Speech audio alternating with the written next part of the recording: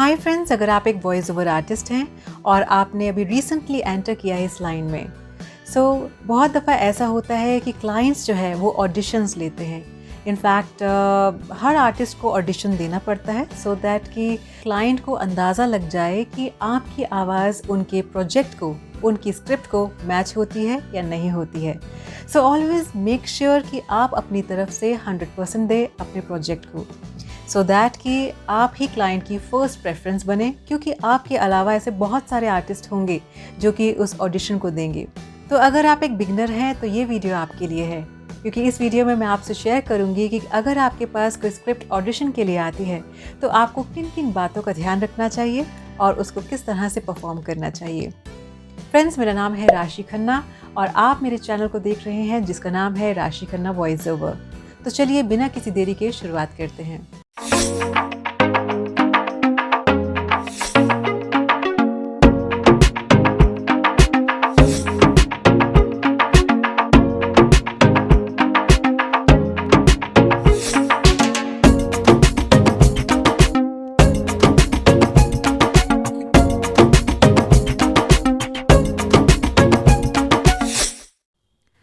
Alright friends, तो इस वक्त मैं आपसे एक स्क्रिप्ट शेयर करूंगी जो एग्जैक्टली मेरे पास भी ऑडिशन के लिए आई है और मुझे इसको रिकॉर्ड कर कर भेजना है। तो सबसे पहले मैं दिखाती हूँ वो स्क्रिप्ट क्या है। ओके, देखिए सबसे पहले जो मेरे पास जो स्क्रिप्ट आई है उसकी जो लैंग्वेज है वो इंग्लिश में है। वॉइस की जो एज है वो यंग एडल्ट होनी चाहिए, यानी कि 18 से 35 के बीच में। और टोटल वर्ड काउंट जो है इसका वो 254 है। प्रोजेक्ट की रिक्वायरमेंट्स है कि इमोशनल हो, थोड़ा इंस्पिरेशनल हो, हार्ट ब्रेकिंग हो, मतलब कि लोगों के साथ ऑडियंस जो है उनके साथ कनेक्ट कर सके। अब जो इनकी जो ऑडियंस है, इस वॉइस ओवर की ऑडियंस कौन है? वॉइस ओवर की जो ऑडियंस है वो है employ, people in India that are dealing with कोविड-19 सिचुएशन, यानी कि एम्प्लॉय हो सकते हैं और साथ ही साथ ऐसे लोग जो इस वक्त इंडिया में कोविड-19 सिचुएशन से डील कर रहे हैं। ठीक है, उसके बाद उन्होंने रेफरेंस फाइल भी अटैच किया है, एक रेफरेंस ऑडियो उन्होंने साथ में अटैच कर कर भेजा है जो कि मैंने पहले से ही डाउनलोड कर लिया है और वो मैं इस वक्त आपको सुनाऊंगी भी। तो उन्होंने इसलिए भेजा है सो दैट कि एक आइडिया मिल सके कि उनकी चॉइस क्या है, वो किस तरह का जो आउटपुट है चाह रहे हैं, right, final output, so that कि आप अपने ऑडिशन में उस तरह से बोल सके। उसके बाद नीचे जो है उन्होंने ऑडिशन स्क्रिप्ट भेजी है। तो इस तरह से कुछ लाइंस जो हैं वो मेरे सामने हैं जो मुझे रिकॉर्ड कर कर भेजनी है। लेकिन उसे रिकॉर्ड करने से पहले मैं एक बार उनकी जो रेफरेंस ऑडियो फाइल जो उन्होंने भेजी है वो एक बार सुनूंगी और मैं आपको भी सुनाती हूँ। ओके, सो मैंने पहले से ही इसको डाउनलोड कर लिया था और इसको मैंने यहाँ सेव किया हुआ है। तो सबसे पहले मैं इसे अपने सॉफ्टवेयर में खोल लेती हूँ, जो कि मैं इसको ऑडेसिटी में ही रिकॉर्ड करूँगी। यहाँ पे ड्रैग करती हूँ और सुन लेते हैं एक बार।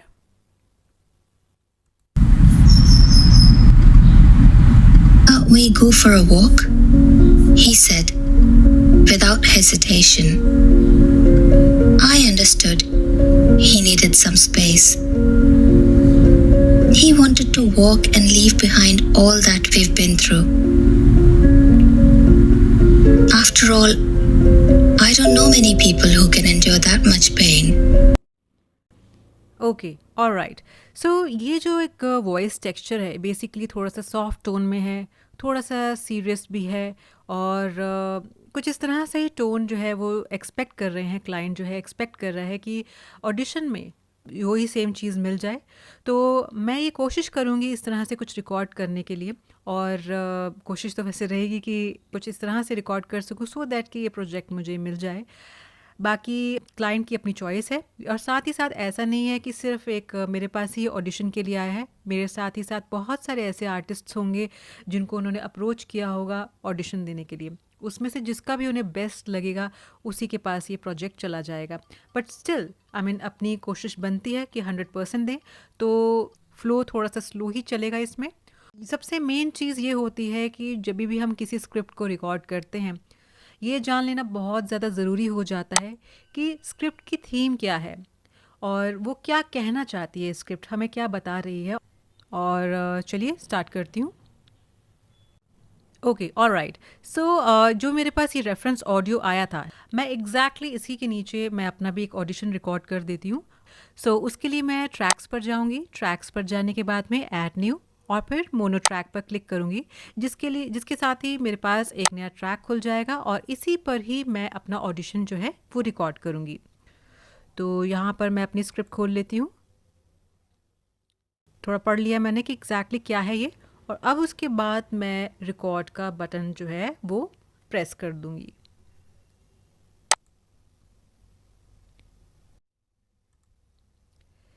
In times of uncertainty, we pray for strength. In times of fear, we pray for courage. In times of struggle, we pray for hope, because we believe after the darkest nights comes the brightest days. So, let us stand united. Take two. So, let us stand united and pray for a tomorrow that is better than today. चलिए, ये तो मैंने record कर लिया है, लेकिन मुझे लग रहा है कि एक टेक मैं इसको और दे देती हूँ। तो यहाँ पे मैं स्टॉप करके एक ऑप्शन और ले लेती हूँ, option 2। In times of uncertainty, we pray for strength. In times of fear, we pray for courage. In times of struggle, we pray for hope. Take two. We pray for hope. We pray for hope because we believe after the darkest nights comes the brightest days. So let us stand united. Take two. So let us stand united and pray for a tomorrow that is better than today. Okay. तो ये जो मैंने audio track यहाँ पर record किया है, इसकी wave forms जो है बहुत छोटी छोटी सी दिख रही हैं डॉटेड फॉर्म में, तो दिखाई कुछ दे नहीं रहा। तो मैं यहाँ पर माउस की हेल्प से ये पूरे ट्रैक को जो है सिलेक्ट कर लेती हूँ। इफ़ेक्ट्स पर जाऊँगी और इफ़ेक्ट्स पर जाने के बाद में मैं नॉर्मलाइज पर क्लिक कर दूँगी। तो जैसा कि आप यहाँ पर देख पा रहे हैं कि जो वेव फॉर्म्स है ये थोड़ी सी अब बड़ी हो चुकी हैं और मैं एग्जैक्टली देख पा रही हूँ कि कहाँ कहाँ रिकॉर्डिंग हुई है, कहाँ पर गैपिंग है और कहाँ मैंने पॉजेस लिए हैं और कहाँ पर मेरा जो सेकंड ऑप्शन है यानी कि सेकंड टेक है वो मैंने दिया है। ओके, अब यहाँ पर इतना ब्लैंक इसलिए दिखाई दे रहा है क्योंकि मैंने रिकॉर्डिंग यहाँ से शुरू की थी। एक बार सुन लेते हैं। In times of uncertainty, we pray for strength. In times of fear, we pray for courage. In times of struggle, we pray for hope, because we believe after the darkest nights comes the brightest days. So, let us stand united. Take two. Alright, यहाँ पर take 2 है, इसका मतलब मैंने इसको retake दिया है। यहाँ पर एक बार इसका सेकंड ऑप्शन भी देख लेते हैं कैसी आवाज़ आ रही है। In times of uncertainty, noise बहुत ज़्यादा है, तो उसके लिए पहले मैं इसको थोड़ा सा एडिट कर लेती हूँ सो दैट आइडिया लग जाएगी ये किस तरह से साउंड कर रहा है। तो मैं पहले तो ये स्टार्टिंग की जो एक्स्ट्रा जो ब्लैंक लाइंस थी इसको मैं स्पेस को मैं डिलीट मार देती हूँ और यहाँ से फिर मैं अपना नॉइज़ रिडक्शन लेती हूँ।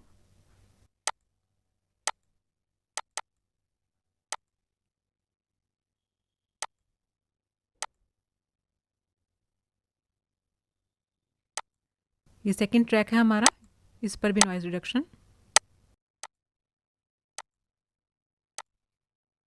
थोड़ा सा इसमें नॉइज़ गेट लगा देते हैं सो दैट कि इसकी साउंड जो है थोड़ी और बेटर हो जाए।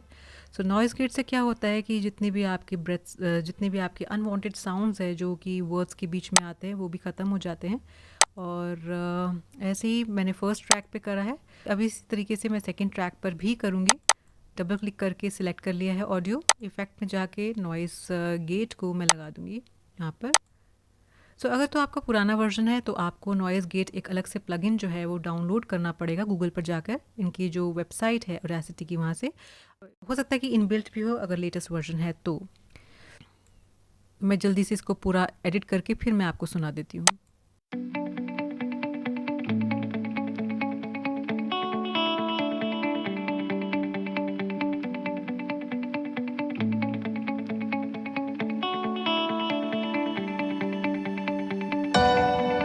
ऑलराइट, सो ये मेरा एडिट हो चुका है। तो सबसे पहले मैं अपना ऑडिशन सुनाने से पहले एक बार फिर से आपको रेफरेंस ट्रैक जो है वो सुना देती हूँ। We go for a walk? He said, without hesitation. I understood. He needed some space. Okay, और ये है नीचे, इसको पहले म्यूट कर देती हूँ, और ये नीचे मेरा ऑडिशन है। In times of uncertainty, we pray for strength. In times of fear, we pray for courage. In times of struggle, we pray for hope, because we believe after the darkest nights comes the brightest days. So, let us stand united and pray for a tomorrow that is better than today.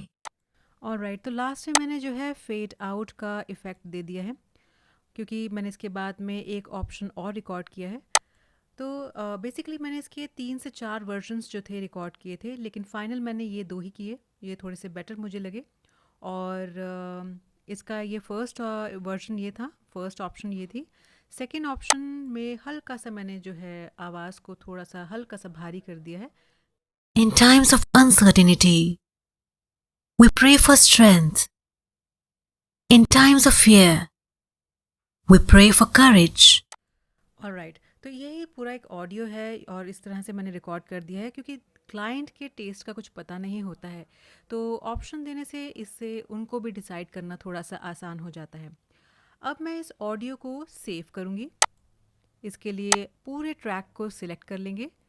Select करने के बाद में file के बाद में export as MP3। Okay, अब क्योंकि ये ऑडिशन है, तो आप हमेशा ध्यान रखना जब भी आप ऑडिशन का जो ऑडियो फाइल भेजते हैं तो आगे ऑडिशन मेंशन कीजिए, और लैंग्वेज आप मेंशन कर सकते हैं। जैसे अगर ये इंग्लिश है तो यहाँ पर मैं इसको पहले आगे इंग्लिश लिख देती हूँ, इंग्लिश ऑडिशन, और अपना नाम ज़रूर मेंशन करें। इससे क्लाइंट को इजी हो जाता है ये जज करना कि ये ऑडियो कौन से आर्टिस्ट ने भेजा है। तो अगर वो सिलेक्ट कर लेते हैं आवाज़, तो उनके लिए इजी हो जाएगा अप्रोच करना। ऑलराइट, सेव कर देते हैं। ये आ गया है इंग्लिश ऑडिशन, सुन लेते हैं। In times of uncertainty, we pray for strength. In times of fear, we pray for courage. अब जब क्लाइंट आपकी जो है वॉइस सैंपल सुन रहा है, आपका ऑडिशन सुन रहा है, उसे पता चल जाएगा कि ये किस आर्टिस्ट ने भेजा है। तो अब मैं इस ऑडिशन को अपने क्लाइंट को मेल कर दूंगी। वैसे तो एडिटिंग में बहुत सारी ऐसी छोटी छोटी चीज़ें होती है जिनका बहुत ध्यान रखना पड़ता है, लेकिन आज की ये वीडियो थोड़ी सी लंबी हो गई है, तो किसी और वीडियो में मैं फिर से आपको कुछ और चीज़ें बताऊंगी। और अगर आपको ये वीडियो हेल्पफुल लगी हो तो इसे लाइक कीजिए और चैनल को सब्सक्राइब करना ना भूलें, और इसी तरह की और भी वीडियोज़ मैं आगे लाती रहूँगी। चलिए फिर दोबारा मिलूँगी अपनी नेक्स्ट वीडियो में किसी और नए टॉपिक के साथ। Bye, take care.